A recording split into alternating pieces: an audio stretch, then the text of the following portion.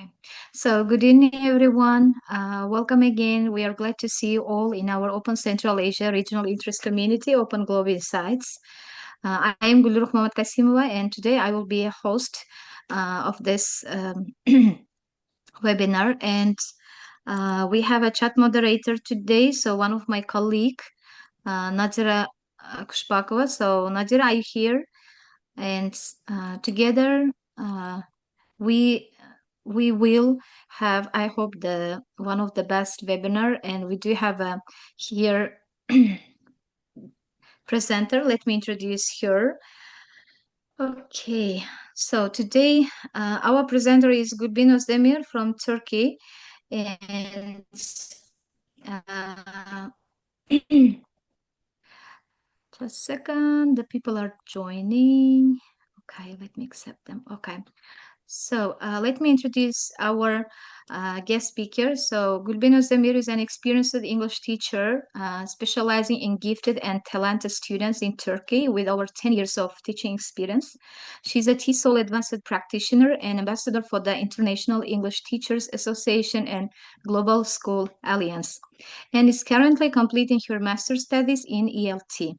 Her achievements include nominated for the Dedicated Teacher Award by Cambridge University Press in 2022 and 2023, nominated for the Pearson English Language Teacher Awards in 2026, Most Inspiring Teacher of 2022 in Turkey by INGED, so English Language Education Association, Best Global Educator 2022 by the International Internship University, selected as Teacher of the Week by Teach 2030 platform, sponsored by Commonwealth Education Trust in July 2022.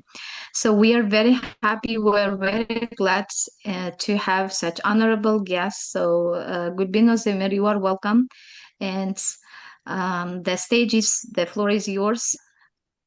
Thank you so much. I feel so shy right now after this introduction. Okay, so the participants, good evening, everyone, and welcome, and thank you. I'd like to first thank you all for being here today. It's such an honor and a pleasure to come together and share ideas with you and our experiences as well.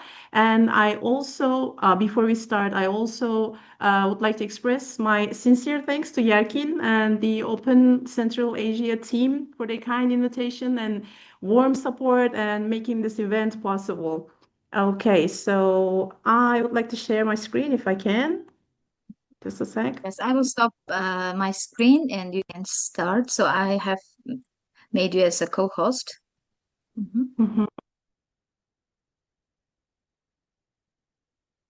Okay, Nadira, are you here? By the way, so our chat moderator, Nadira Kushbakova from Uzbekistan, is also here. Welcome, Nadira. Good to see you. Hi everyone, thank you Gülruh. Welcome Gülbin. Thank you so much. All right, so today's topic will be teaching English to gifted students.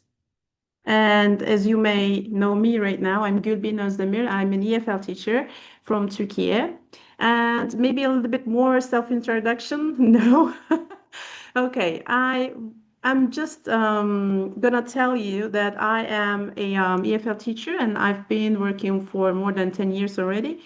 And I've been working at a gifted center for 5 years. So, and also I'm a TESOL advanced practitioner and PDC facilitator for a nationwide project sponsored by British Council. And also I am doing some ambassador stuff for International English Language Teachers Association and Global School Alliance and 100.org. Okay, so what do we have in our menu today? Okay, we have the first chapter is going to be about how do we describe gifted students. So basically, who is gifted? And then we're going to move into the second chapter, that is, what is a science and art center? What do these institutions offer? Normally, in Turkey, we have, in Turkish, that will be Bilim ve Sanat Merkezi. So it's like basically it translated it is translated as science and art center, but normally Maybe you've heard of these kind of centers in Europe, or maybe you have in Central Asia. I don't know. We can just like exchange ideas in the chat box maybe about this, because I don't know how is the situation in your countries right now. But in the US, they call it as gifted centers. So that's why I call our center as well like a gifted center, because when you say science and art center, nobody understands what it is about. But normally we have gifted and talented students, and that's a gifted center. So we're gonna like dive into this fact. What do these institutions offer? And also next up will be what are the qualifications of a teacher working at those centers? And also the last one will be what are the challenges in teaching English and how do we overcome these challenges? Normally we don't overcome anything, but we try to, let's say, because there are always challenges in your life, in your professional life, in your private life, but no way. So you can't overcome, but you have the challenge in front of you, but you have the dedication and you have that effort, right? So and ambition to overcome those challenges. So that's why I count the effort most of the times, right? Okay, the first up, who do we describe as gifted, and what is giftedness? What is giftedness? So we can call students with gifts and talents. They can perform or have the ability to perform at higher levels compared to the others of the same age, experience, and environment in one or more domains. So I took this definition from National Association for Gifted Children, Washington, D.C. And I do believe that this is the right definition, because when you Google it, like a gifted student or talented students, you have hundreds of descriptions, and you just feel like you're stuck, and you don't know what is the most appropriate one. So I think this is the most appropriate one, right? Because they really actually perform higher levels compared to the others. And you can guess as a teacher, and you can have a how do we say, you can have a sense that okay, this kid or this child could be gifted or talented, in arts or in music, or in other kind of areas or fields of education. So, okay, what are their characteristics? This is, again, a good checklist. I mean, even if you're a teacher, maybe you're a parent as well. So you can just observe your kids, and you can just observe your students and learners or anyone else in your environment.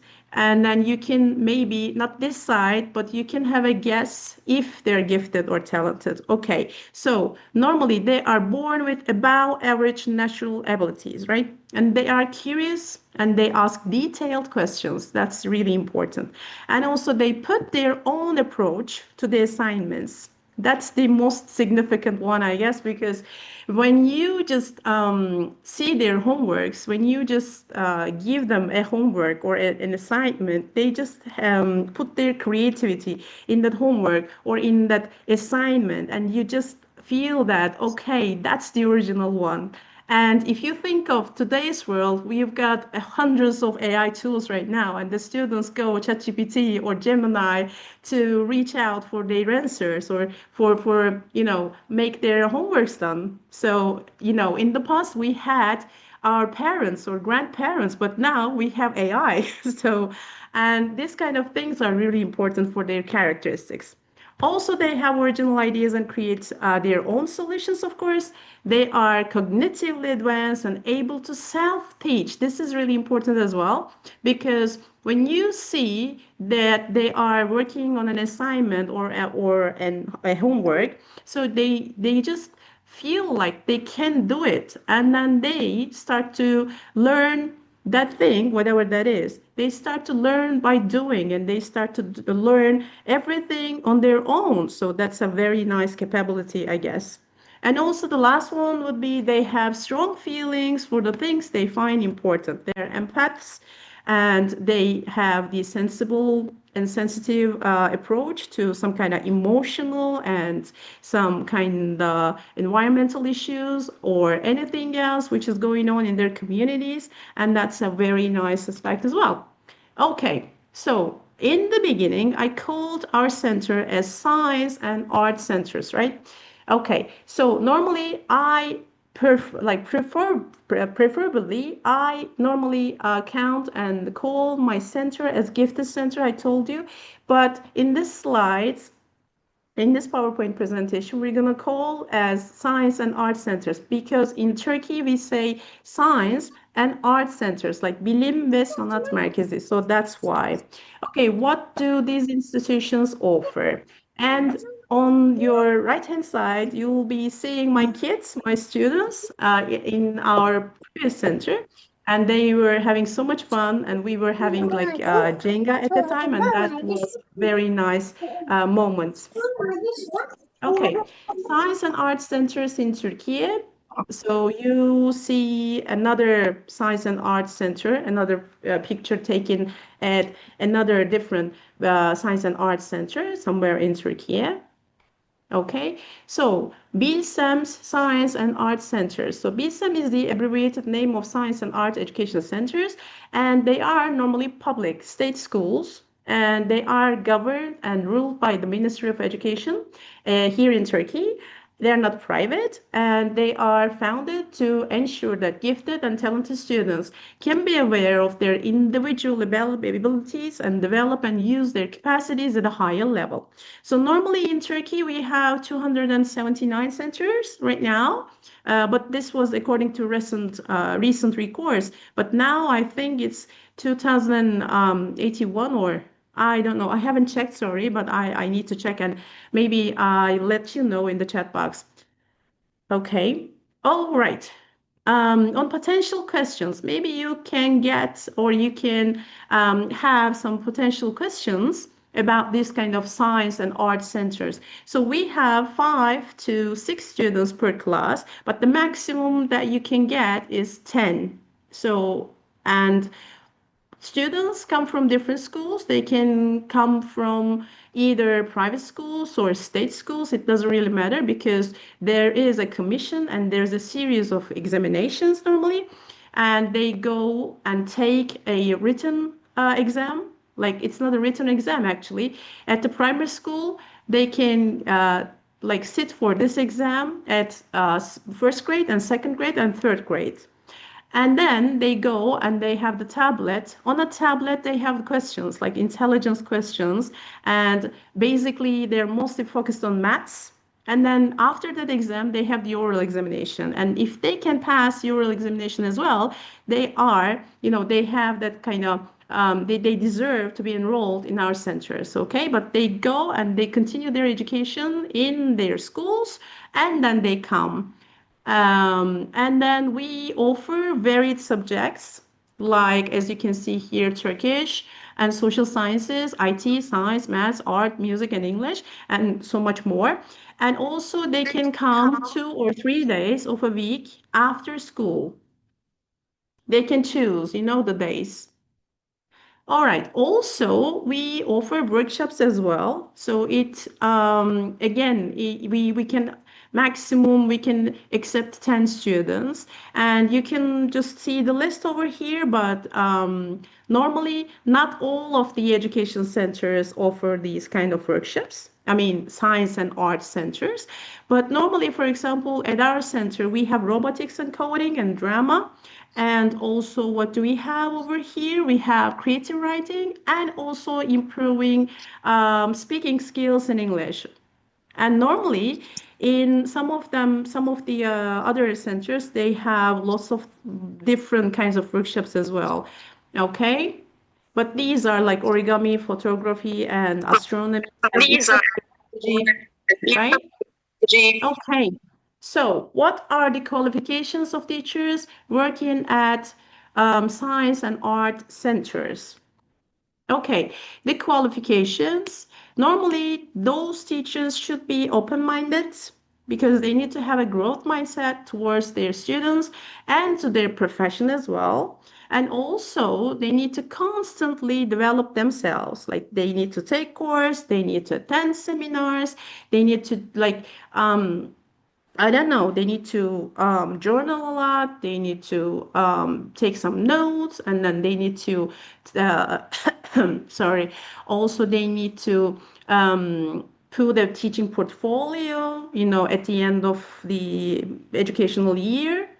I mean, not all the science and arts centers expect their teachers to do all of them, but normally, of course, the Minister of Education, does expect such kind of things from you. And also, they need to have a strong academic and professional background in order to be appointed as a teacher working for those centers. And before you take those examinations, you need to have a very nice, a very strong CV. Okay, they need to have a master's degree or they need to have experience of 5 years at least, and this is very crucial as well.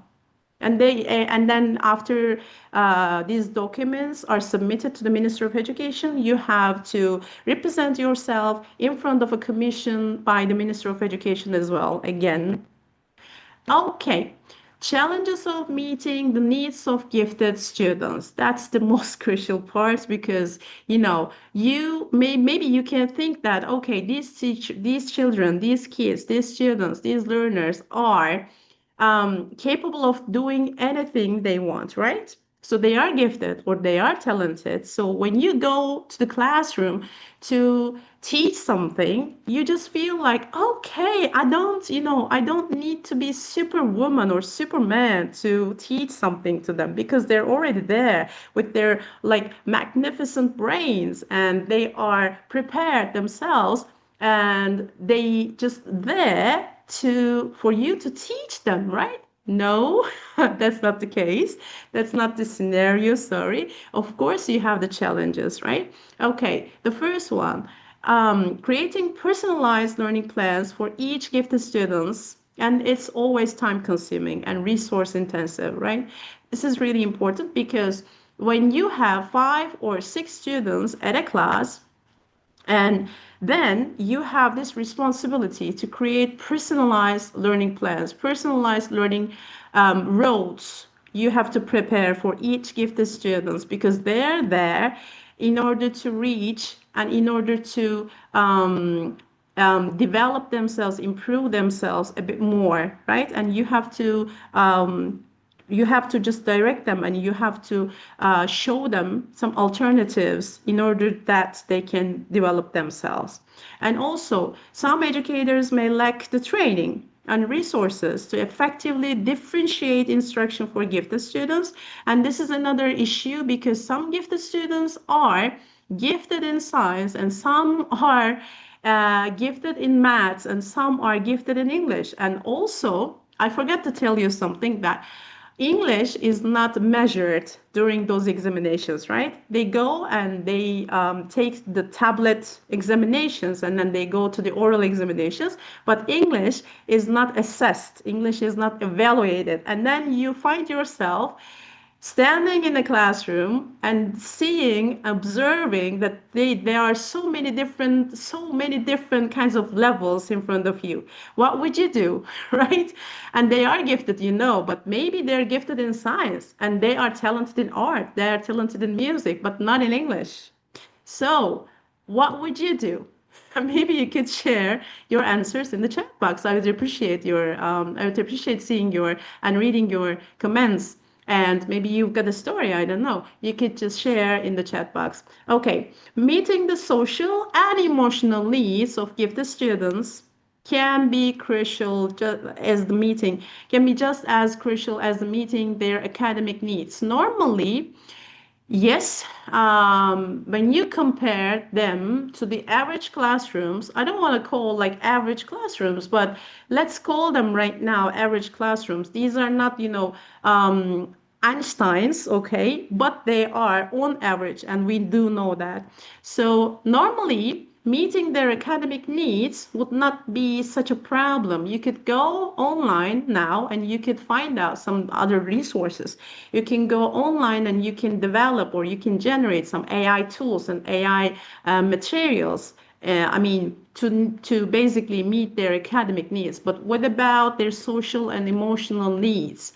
That's very crucial, and that's the tricky part because gifted students are very quite sensitive.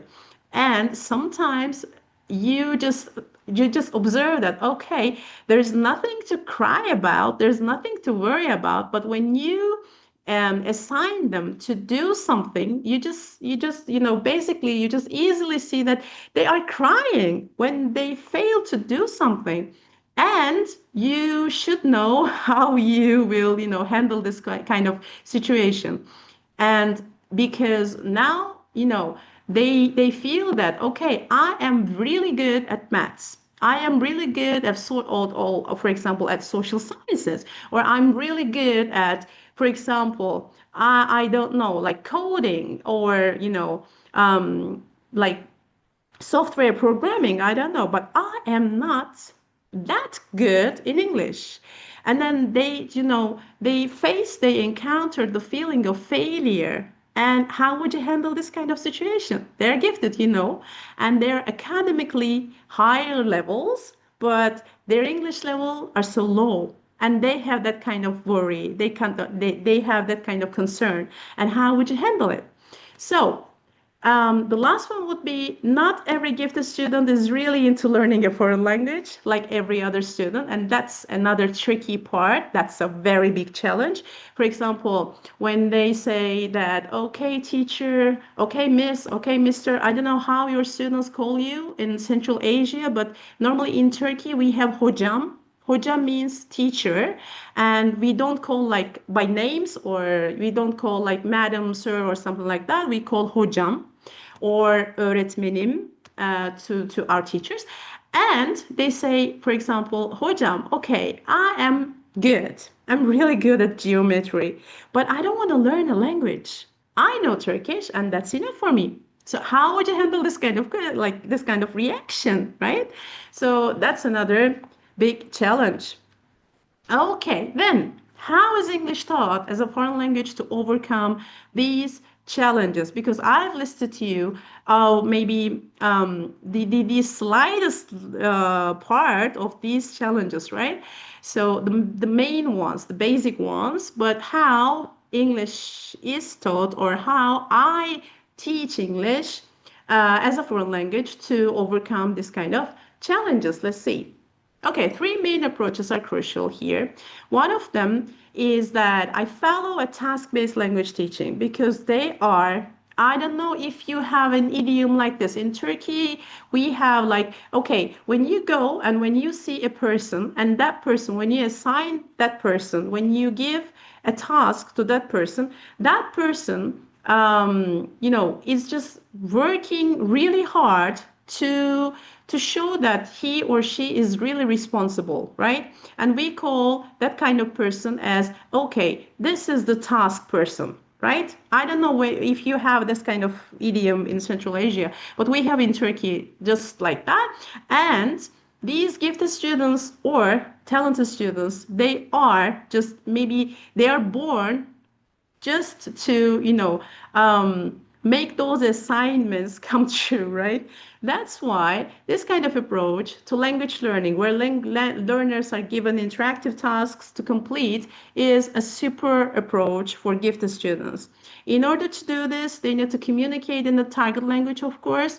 In the class, you just basically give them tasks, and they need to complete those tasks in English, right?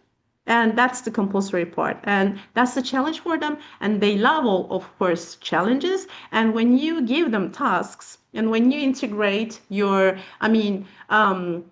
tasks, English tasks, with other disciplines, and then you see that's the main course, and that's delicious, right? Okay, the second one would be topic-based language teaching. And that's another way, and that's a very nice road that I follow as well. The emphasis of the lessons in language learning is on a subject this time, and it's normally easier to associate with the words, situations, and or in like interest together around the topic. So when you have a topic that interests them, right? For example, you could just take a popular topic. Normally, unfortunately, I take Instagram Reels or YouTube Shorts or PC games, or I don't know, pop singers or some kind of things like that, and especially influencers. Unfortunately, I'm highlighting this, unfortunately, but they are also exposed to social media more than you can think. in Turkey as well, even if they're gifted, they just, I don't know how do we call it, but they are so into those kind of, reels or TikToks or influencers or so on and so forth. When I just started to teach at the Gifted Center, basically, and frankly speaking, I thought that, those kind of kids would be Einsteins, right? And I just expected them to speak and to talk about some scientific issues, like, I don't know, sustainable development goals all the time, and then maybe some kind of scientific solutions to a very important and very crucial topic. But no, they're human beings as well, and they can be teenagers, and that they're also children. So, and they are sensitive children, they are sensitive teenagers. So, you need to focus on the right topic that really meets their needs as well. And the third one would be project-based language teaching. This is an instructional approach, again, designed to give students the chance to develop knowledge and skills related to challenges they may face in the real world.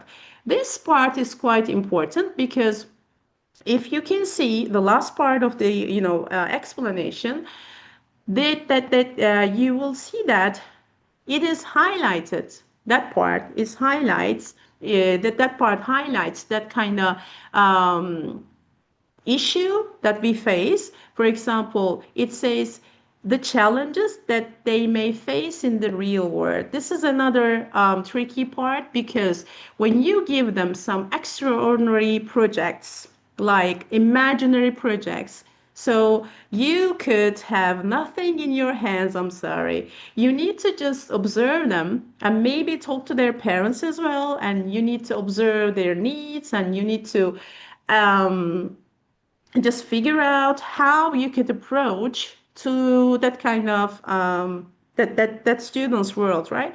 And then when you find out the right topic, then they're ready to prepare everything for your project, right? And normally I try to choose environmental issues. Normally I try to follow a very realistic path for them, because when you just narrow down the problems they have, you would see that every one of them, each of them is having a peer bullying or some kind of problems at home in their families, or some kind of other problems in their communities. And when you match, or when you engage those kind of topics with projects, and you will see that, okay, that kind of student, that's, or those students have a reaction, and they start to show their reaction to these kind of problems or challenges by preparing some projects for the real life, right? Because when we have projects, we have the problem and we have the solution. Of course, sometimes we just observe that that solution is not the part of the problem. And sometimes we say that, okay, this problem has no solution. I'm sorry. It sucks. So that's a failure. Come on, let's forget about it.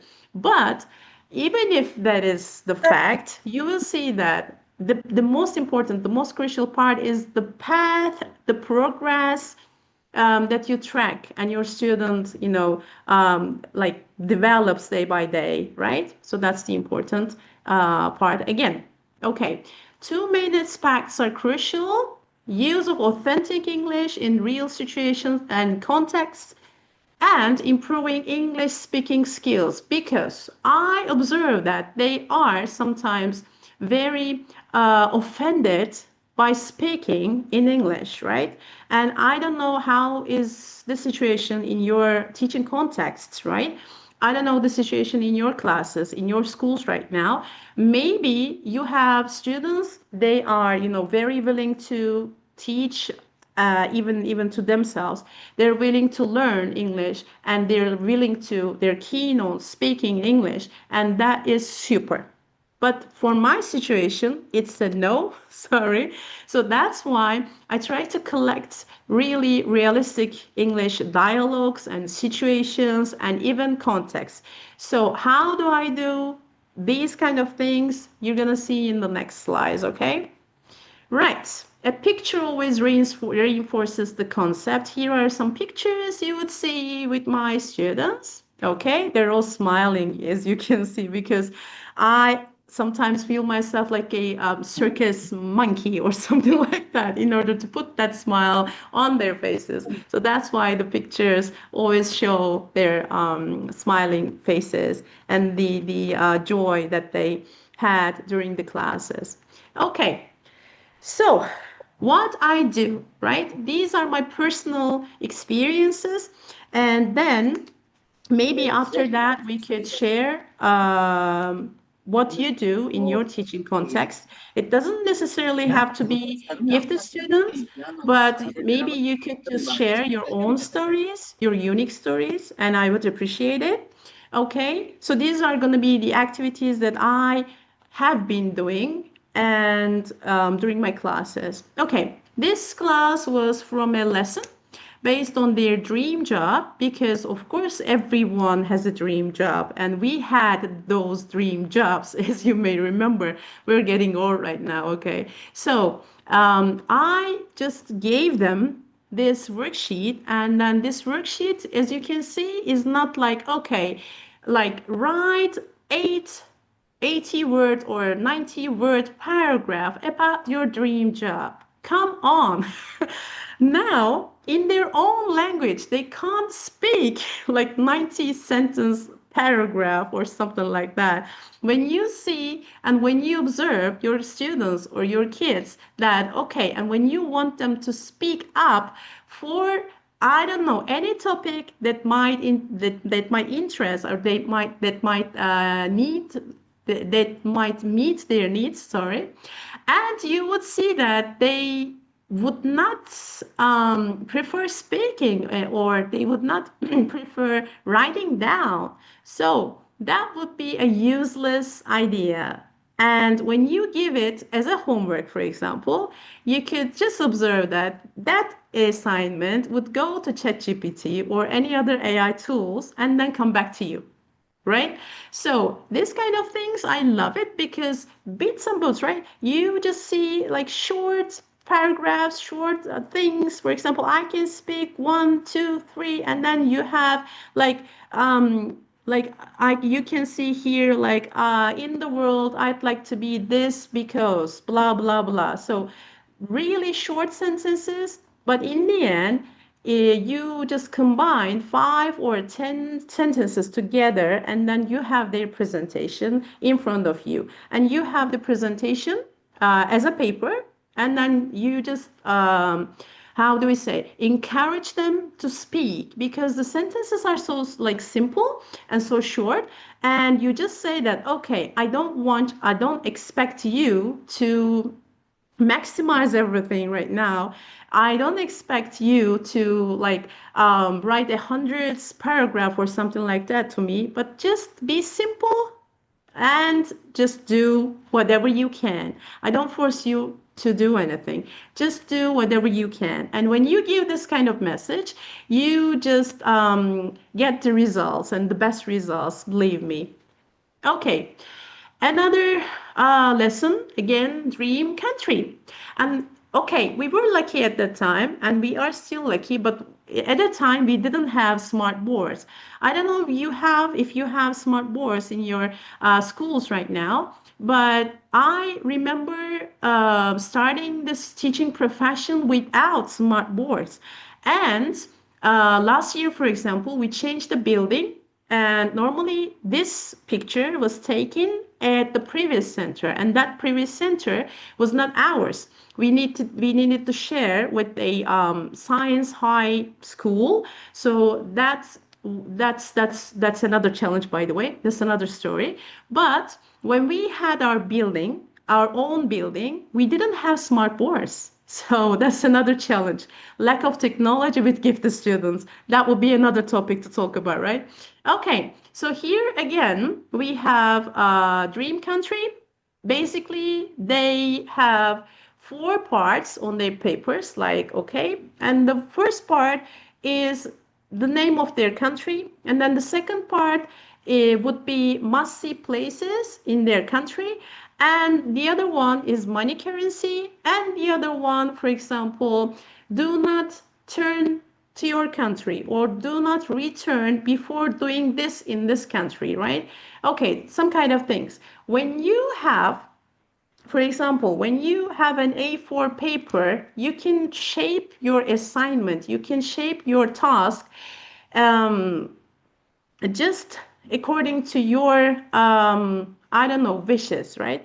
So I took that kind of A4 paper and divide it into 4, and you could just divide it into 2, and you could add very, very simple tasks like money currency in Italy, what should be here, and then maybe the language, the language spoken in this country, Italian. Okay, the capital, this, okay, Rome, for example. So then you just encourage them to speak up, okay? For example, the capital of Italy is Rome, and the money currency is euro, something like that. And then day by day, you see the progress, okay? First of all, as a first step, you could just observe that they are, of course, afraid and scared of talking in front of you and also in front of their peers, because in front of speaking and talking in front of the audience always makes someone get pressured, right, get stressful and get stressed and panic sometimes. So, and in order to reduce this kind of stress level in the classroom, that would be another great activity, right? Okay. See, 4 parts: must see places, food and drinks, sports, and money currency. And as you can see, she has an extra. Mona Lisa is in the Louvre Museum. So, and I didn't expect her to put an extra, but she just normally, I don't know, she just preferred to put an extra alternative, extra point in the presentation. And if you can imagine a student, and these were like 5th graders or 6th graders at the time, and can you imagine them to speak up for this kind of presentation? Would it be hard for them, do you think? You could just share your frank, honest ideas. Would it be hard to speak up for this kind of things, like 5th graders and 6th graders? I wouldn't think that would be so hard for even for average kids, because that's just simple. Okay, and I didn't expect like second ones. I expected just only one, but this student added so many things. So she's hardworking. She's just gifted. Yeah. Okay. For example, this is another one from a lesson based on sustainable development. And I had this lesson with my 8th graders at the time. And I just gave them an article. And that article was, again, partially, divided into texts like this, like shorter text, not like the whole paragraph, like shorter text. And then I encouraged them to prepare some flyers about this topic. And this was one of the flyers. And then when they are ready, when they're done with their flyers, they needed to present in English. For example, don't eat this, do eat that, why? And I expected them to speak up for 5 sentences or 10 sentences at maximum, right? And day by day, they started to talk. So now they can, speak English so well. But that was the beginning of the story. Okay, this is another one, like stop GMO and don't produce GMO food and animals or some kind of things. You have the graphics and you have the text, and you just basically what I am trying to do here is to integrate the disciplines, right? Because they're gifted and I don't want them to feel like excluded from the circle. I just want me to be in the center of this, circle. So that's why I'm trying to always integrate everything with my lessons. Okay, that was another game from Bingo Game on Nobel Prize Award winners. So, the pride on their faces. I didn't give them medals or something, but they just felt that, okay, we've got the Einstein behind us. Wow. So we had a bingo game also on Nobel Prize, on the scientist that deserved to have Nobel Prize. And that was again another research activity because we had the smart boards at the time, and I just wanted them to work in groups and they could use the other classrooms, the other smart boards, and they could Google it. And we had the questions, of course, on the paper, and that was the race. And they just went to different kind of classrooms to turn on the smart boards, and then they Google the answers, and then they came back with the correct answers. And they had groups, their own groups, and they had the time pressure, but it was fun. So at the time they were just having so much fun, I guess. And this is another lesson of mine, which is about famous scientists' snowball taboo. So I started playing this game with little tasks normally. So as you can see, these look like rubbish in the floor on the floor of the classroom. And you know what? I just encourage them to write some famous scientist on a paper, and then I just make them feel so like content about it, so cool. And then I told them, okay, now you need to make a snowball with your paper and then throw it on the floor.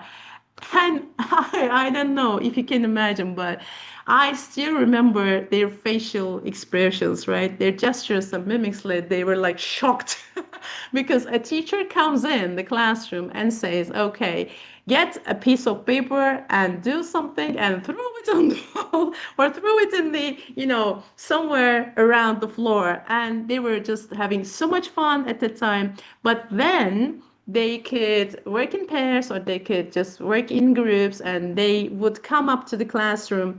They would come up to in front of the smart board, and then they had their papers or just some different kind of papers, it doesn't really matter.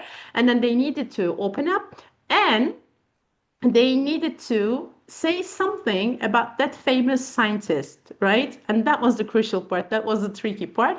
And they needed to do this in English, okay? And of course, in the end, they collected all the things and put them in the rubbish. But that was the funny part. And I still remember how just shocked they were in that kind of classroom at the time. Okay.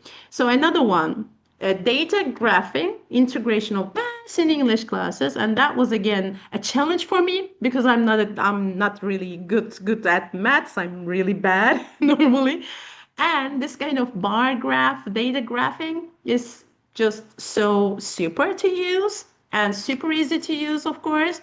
And you just give the workshop to them, and then I normally expected them to work on this worksheet for about 10 minutes or 20-ish. I wasn't sure, but I just, spread over the paper, and then I got them back in 6 minutes. And I was shocked because I was just thinking, okay, like how long did it take to read such a, like such a sentence, and then you just, you needed to paint. Come on. So at 6 and maybe 7 minutes, they were done with this bar graph thing. But then I wanted them to talk about this kind of things. For example, it says 50% of the students like swimming. And then I try to open up other topics for them. For example, do you like swimming? Why? Or do you like listening to music? Do you listen to music on your daily life? Or I don't know, is this thing popular activity in your class or in your school? Tell me. And then you just, you see that the doors are just slightly opening and slowly opening. It's very slow, but don't worry, don't lose hope. There's always hope, okay? So I just, entered their doors like this with this worksheet, and then I just started to make them speak English at the time. And another one, ideal school, that was the most I don't know, that was the funniest one, I guess, because as you can see, that's not the whole paragraph, or that's not comprehensive questions under a very thick paragraph or text. It's just like slight, very, very nice and simple sentences. And here you can see, as you can see, there's a part like, do the students have to wear school uniform?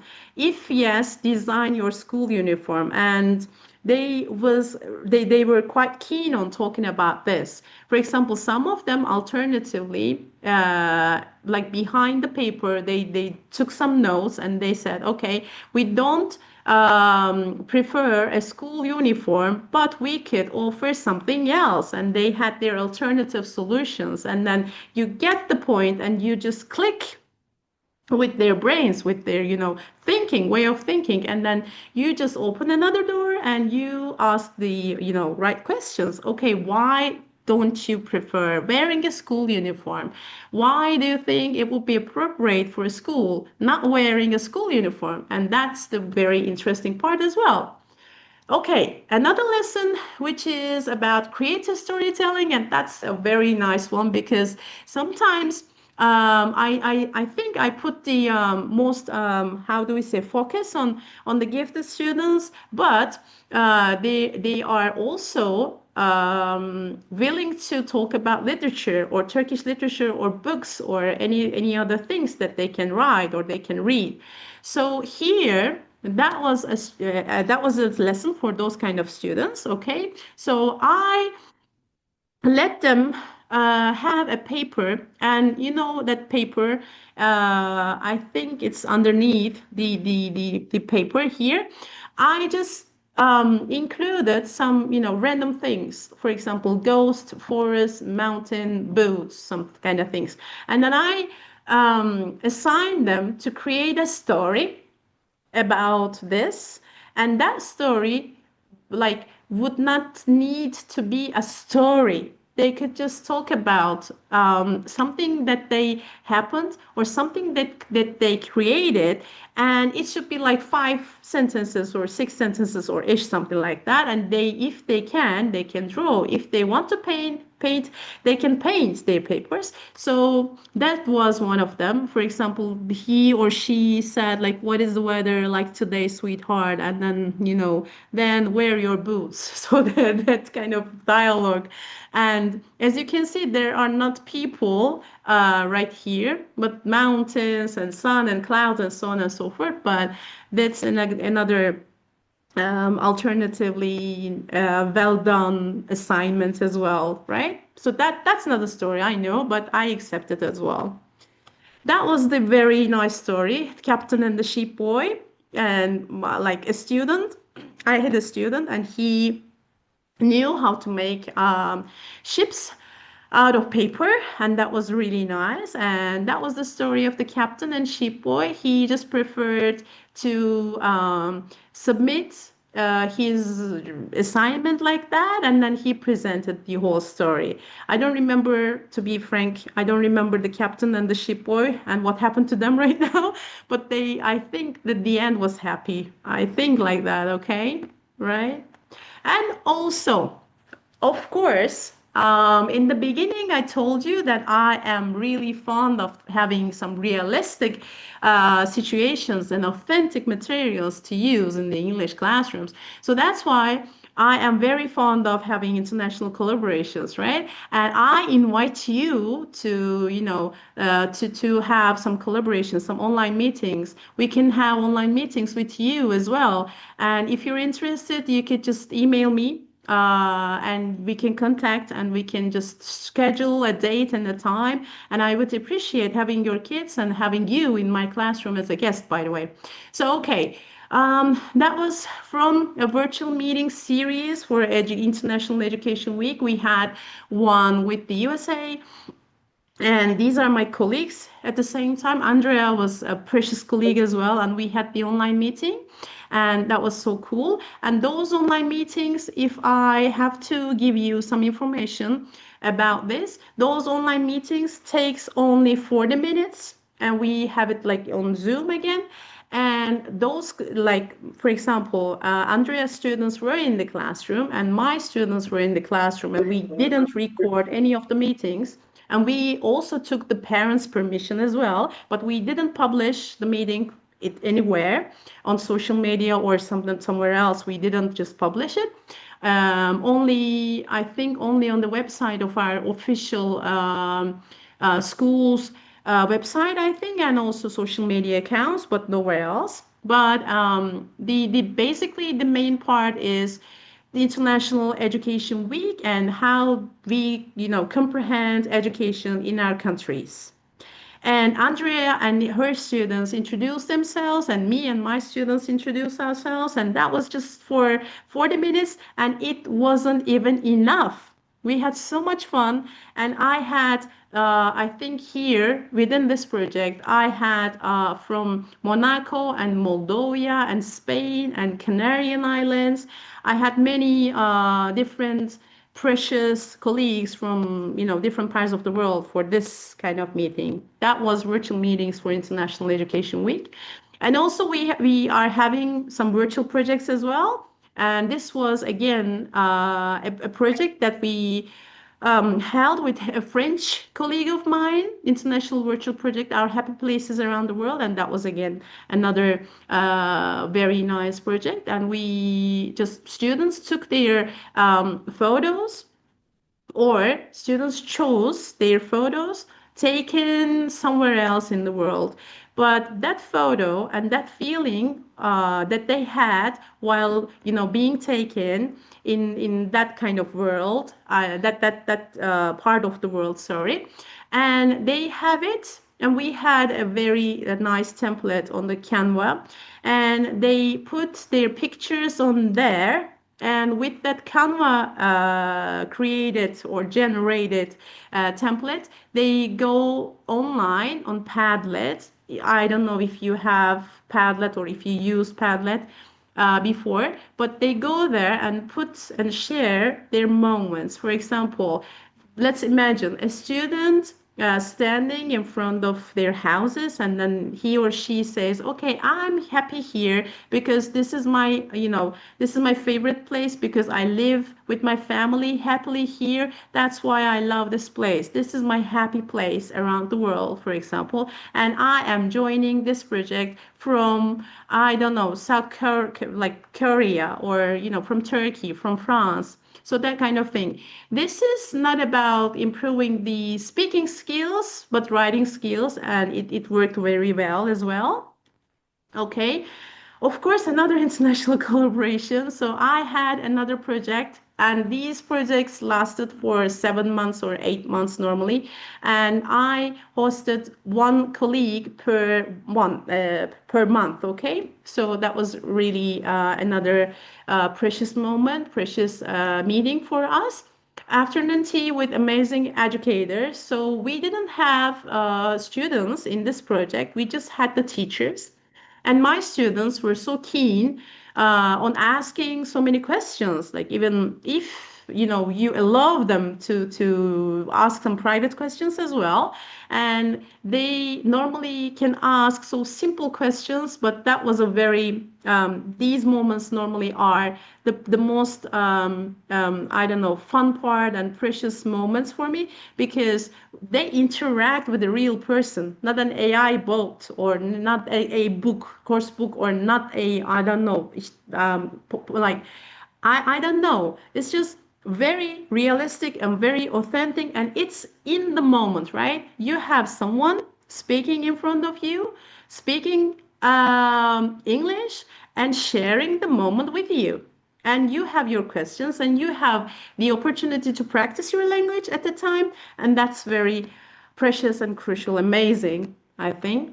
And that's another one, Global Guest Educator Project. I just handled this one. I ran this project again, 7 months or 8 months again, in my school as well. Guess who's there in my class this month?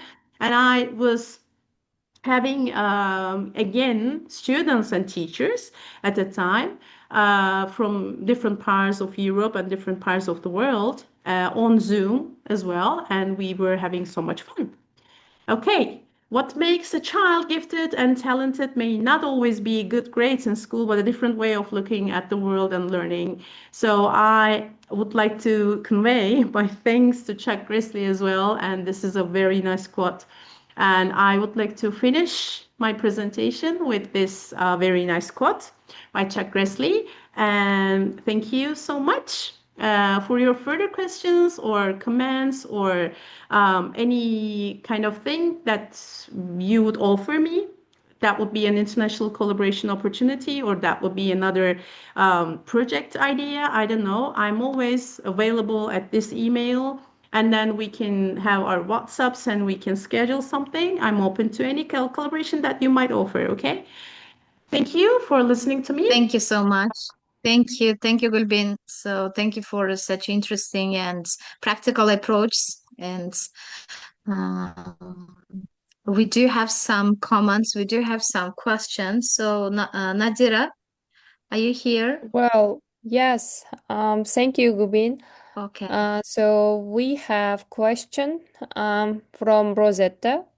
Mhm. She's from Guyana. Okay. Um,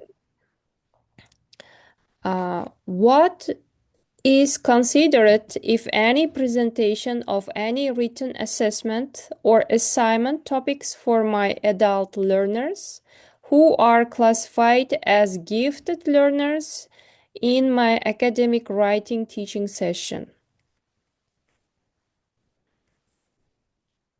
I'm not sure I can, get the question well because, you cannot identify anyone as gifted in this area or gifted in that area, especially if they're adults. Normally, the identification is done when you are very little. So I'm not quite sure about the question. Can you elaborate your question, please? Can I sh can I read it? Reread? Yeah, maybe, sure. Yes. What is considered if any presentation of Mm-hmm. any written assessment or assignment topics for my adult learners who are classified as gifted learners in my academic writing teaching session? Gubin, I'm going to share with the chat. Mm-hmm.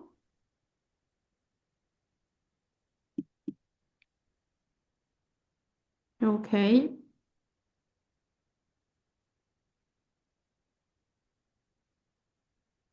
The last one I shared. Mm-hmm. What is considered if a presentation topics for adult who are classified? Adult learners who are classified as gifted learners. Adult learners. Okay, are they high schoolers? I don't know if you're here. Not Dura. So, presentation of any written assignment or assessment topics. Hmm. Okay. Okay. Um, I need to think about this question because that's too specific. An academic writing teaching session. All right. What is considered presentation of any written? Okay. And she mentions the tertiary education. Tertiary learners. Tertiary education. I'm not quite sure if I get the question again. I'm sorry because that's very specific and I didn't get the given message over here. I'm sorry. Because we don't have tertiary learners. How do you consider this kind of learners? Can you speak up maybe? Yes, please, Rosetta.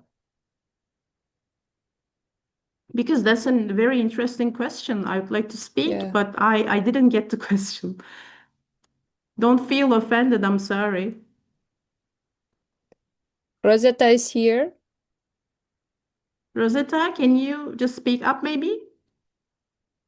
Okay. Because university level is something different. We have gifted students, of course, but up until their university level. We have high schoolers as well, but after 12th grade, we don't accept them. In university is something different. And at university, of course, you have that kind of, how do we say, you cannot encourage your students like, okay, you can do this assignment and I'll give you the score, because you need to have this kind of standards. For example, I was having a chat with the university colleagues, and they told me that, for example, they have the preparation class for adult learners before they could actually go into their departments. They need to, I guess, they need to pass an examination, a series of examination in the prep school, and or that prep school offers, for example, compulsory B2 level of English. And if you have that compulsory B2 level thing, I don't know how you could integrate your classes to that kind of levels, because you have a framework and you need to work on that. Rosetta, please.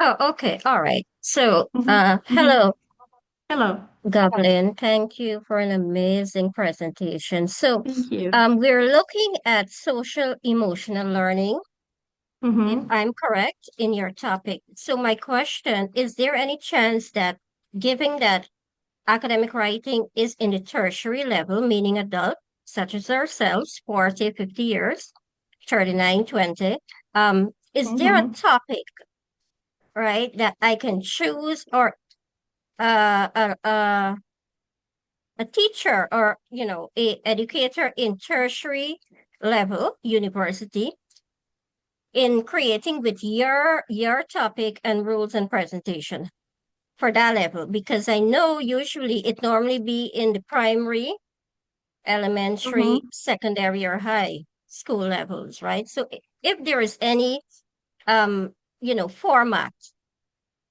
in the tertiary level or university level.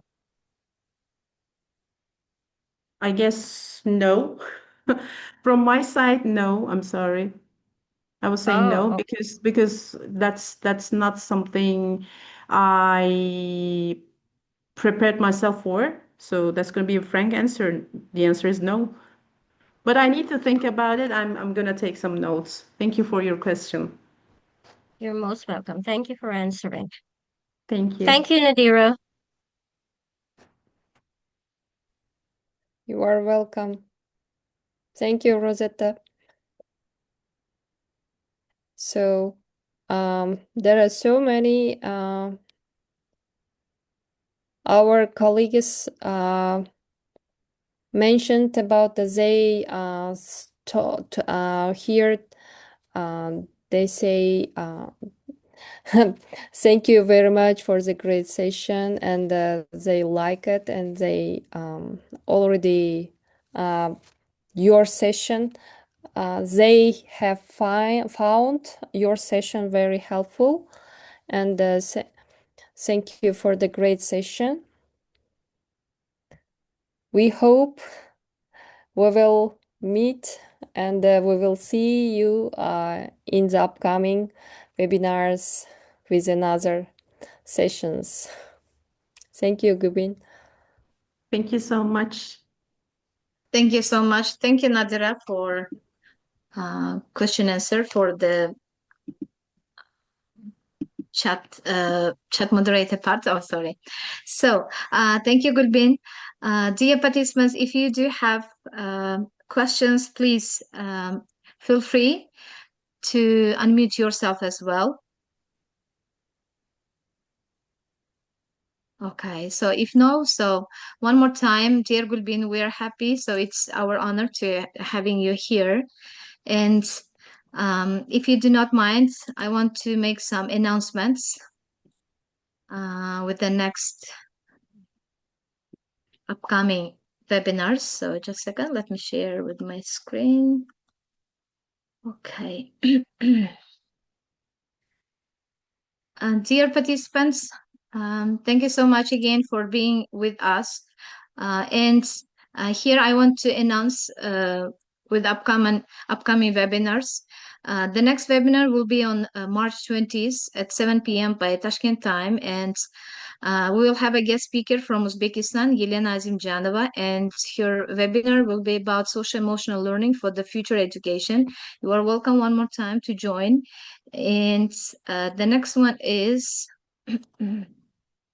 we'll have a guest expert at 7 p.m. by Tashkent time. It will be on Friday, on March 13th, and we will have Shahista Bidjanova from Uzbekistan again, and her topic will be about the digital assessment from traditional tests to interactive platforms. So you are welcome to join. And the next one will be on March 27th at 7 p.m. by Tashkent time, and we'll have a guest speaker from Turkmenistan, Sona Valieva, and her topic will be about the task-based language teaching, TBLT, in practice. Okay, one more time, dear our active participants, you are welcome to join to our Facebook page and to be active on our YouTube channels as well. You are welcome to like, to repost, and write some comments, and please be a part of our growing community. So thank you so much. One more time, Gülbin, if you do have anything to add, so you are welcome. I'd like to thank you. I mean, you as moderators, and to Yerkin as well, because he invited me, and I feel so, privileged right now. And also, I'd like to thank everyone because you took your time to be here. You chose to be here, and that's so precious. Thank you all. Thank you. Thank you, So, Gülbin. Erkin, is Erkin here? So, Nadira, has he shared with the link for the completing to the certificate or not? Yes, I have already reshared a few times with the chat. Okay. Yes, So, yes. dear It has been participants, make shared. sure you have completed it. So, Thank Erkin, you. so he's here. Yes, thank you. Thank you, everyone. Hello, everyone. Thank you, Gülbin, for presenting, for contribution to our community. Thanks for agreeing to present. You have done a great job. Thank you so much. We will reach out to you shortly to hand out your certificate.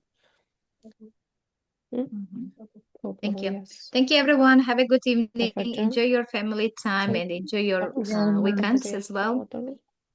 Thank you. Bye. Hope to see you next time, Gülbin. Okay, bye. Thank you. Okay, bye.